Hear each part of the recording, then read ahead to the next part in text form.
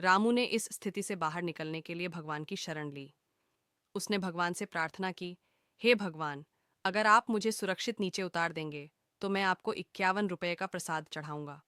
रामू ने यह वचन दिल से दिया था, लेकिन जैसे जैसे वह धीरे धीरे नीचे उतरने लगा, उसका मन बदलने लगा।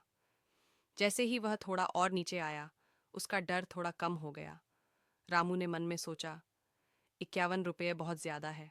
भगवान तो दिल की भावना को समझते हैं, 40 रुपये भी काफी होंगे। और उसने अपने वचन को बदलकर 40 रुपये का प्रसाद चढ़ाने का निश्चय किया। रामू जैसे जैसे नीचे उतरता गया, उसका डर और भी कम होता गया और उसके साथ साथ उसका प्रसाद भी घटता गया। उसने फिर सोचा, भगवान को 21 रुपये चढ़ाने से भी वे खुश हो जाएंगे। आखिरकार मैं गरीब आदमी हूँ। इस तरह रामू ने फिर अपने वचन को बदल दिया। अब रामू पेड़ के बीच के हिस्से तक आ चुका था और उसे लग रहा था कि वह बिना किसी परेशानी के नीचे उतर जाएगा। उसने मन ही मन प्रसाद की रकम को और घटाते हुए 11 रुपये तय कर लिया। उसने सोचा, भगवान तो महान हैं, वे मेरे इस छोटे से प्रसाद को भी स्वीकार कर लेंगे। लेकिन जैसे ही उसने यह सोचा, उसका पैर अचानक फिसल गया। रामू ने संतुलन खो दिया और वह धड़ाम से नीचे गिर पड़ा।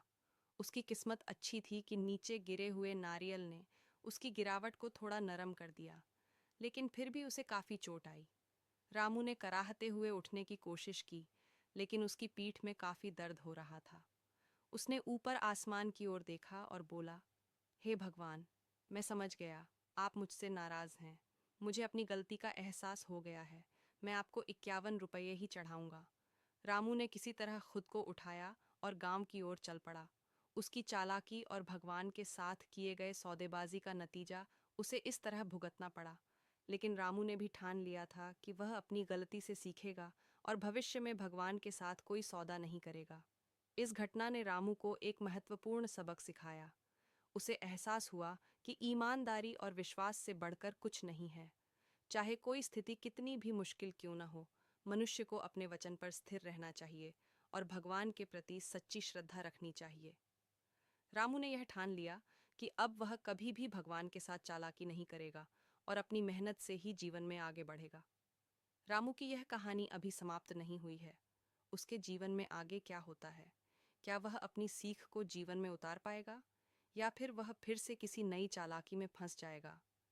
इन सभी सवालों के जवाब इस कहानी के अगले भाग में मिलेंगे। छलक आदमी। रविवार का दिन था। मैं घर पर अकेला बैठा था। शाम का वक्त हो रहा था और काम करने का मन नहीं कर रहा था। अचानक मैंने सोचा कि चलो थोड़ा बाहर घूम के आते हैं। वैसे भी रोज ऑफिस और घर के अलावा कुछ सोच नहीं पाते हैं। ऐसे में जब मैं घर से निकला तो देखा कि बहुत सारे लोग अपनी मंजिल तक पहुंचने के लिए बस और टेम्पो का इंतजार कर रहे थे। तभी मुझे एक अचानक छोटा सा लड़का दिखा, जो फटे पुराने कपड़े पहने हुआ था। कम से कम उसकी उम्र 10 से 12 साल होगी। वह लड़का भूख से बेहाल लोगों से खाने के लिए कुछ मांग रहा था, पर कोई कुछ भी देने को तैयार नहीं था। फिर कुछ ही देर में वो लड़का आगे चला गया और मैंने देखा एक व्यक्ति से पानी मांग रहा था। ऐसा लग रहा था कि वह बहुत प्यासा हो, लेकिन उस व्यक्ति ने पानी देने से इनकार कर दिया। अचानक एक कार वहां पर आकर रुकी। उस लड़के ने उम्मीद भरी नजरों से कार वाले से कुछ मांगा, पर उस कार वाले ने अंदर से एक लिफाफा बाहर फेंका और वह लड़का दौड़कर लिफाफे की ओर भागा, किंतु लिफाफा खाली था। उस लड़के ने लिफाफा फेंक कर निराश मन से आगे बढ़ा और तभी उसकी नज़र एक पेड़ के नीचे बैठे आदमी पर पड़ी। वह लड़का थक कर उस पेड़ के नीचे आदमी के पास जाकर बैठ गया। लड़के ने देखा कि वह भी उसकी तरह गरीब आदमी है, जो